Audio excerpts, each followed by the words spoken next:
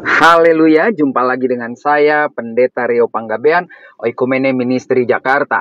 Apa kabar saudara? Saya berharap saudara selalu berada dalam keadaan baik, sehat, penuh semangat, dan never give up. Jangan pernah menyerah. Saat ini saya masih ada di parkiran saudara, karena beberapa saat lagi akan sharing firman Tuhan di PD Victory Jakarta. Nah, sambil menunggu, lalu saya baca-baca Alkitab dan saya menemukan satu bagian di mana ada statement yang luar biasa yang disampaikan Ruth kepada mertuanya Naomi, dan ini boleh saya share buat saudara. Demikian firman Tuhan yang terdapat di dalam kitab Ruth pasal yang pertama ayat 16. Tetapi kata Ruth, "Janganlah desak aku meninggalkan engkau dan pulang dengan tidak mengikuti engkau, sebab kemana engkau pergi, ke situ jugalah aku pergi. Di mana engkau bermalam, di situ jugalah aku bermalam. Bangsa mula bangsaku, Tuhan mula Tuhanku." Nah, ini menarik sekali. Statement yang keluar dari Ruth adalah ketika mertuanya Naomi memaksanya untuk dia pulang kembali ke Moab. Karena dalam satu peristiwa yang luar biasa, yaitu ketika Elimelek, Mahlon, Kilion, dan Naomi pergi meninggalkan Bethlehem, yang artinya rumah roti itu, pergi ke Moab, lalu musibah demi musibah terjadi, sehingga suami anak-anak meninggal, maka Naomi tinggal bersama dua janda. Lalu didengar Naomi kalau Bethlehem mengalami pemulihan. Lalu Naomi memutuskan untuk pulang, dan kedua menantunya ini ikut, tetapi di tengah jalan kan Naomi bilang, "Pulang, masa kamu mau ikut sama saya aja? Kamu kan masih muda, masih bisa kawin lagi lah," begitu kira-kira. Bahkan Naomi bilang, "Masa kalau sampai saya kawin punya anak kamu mau tungguin? Nggak mungkin."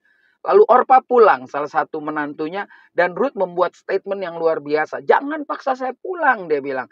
"Kemana kau pergi, aku pergi. Bahkan kau mati di situ, aku mati di situ."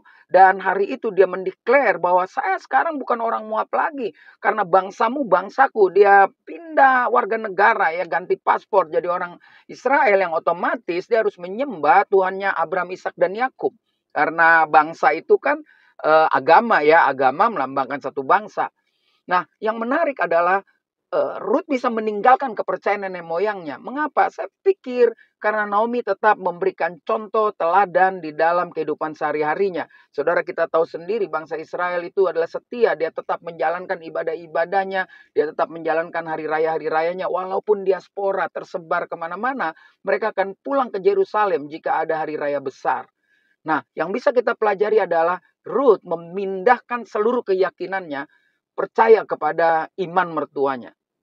Dan itu dibuktikan lewat kehidupan selanjutnya. Dia bekerja selayaknya janda orang Israel.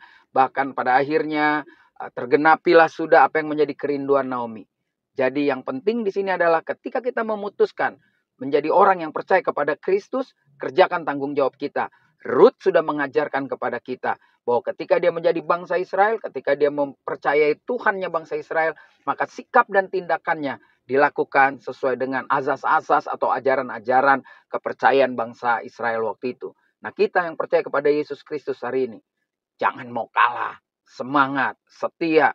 Ruth sudah mencontohkan, walaupun dia orang asing, dia berhasil. Dan kita tahu, Ruth menikah dengan Boas, memiliki anak namanya Obed, lalu Obed punya anak namanya Isai, dan Isai itu adalah bapaknya Daud, dan Yesus keturunan Daud.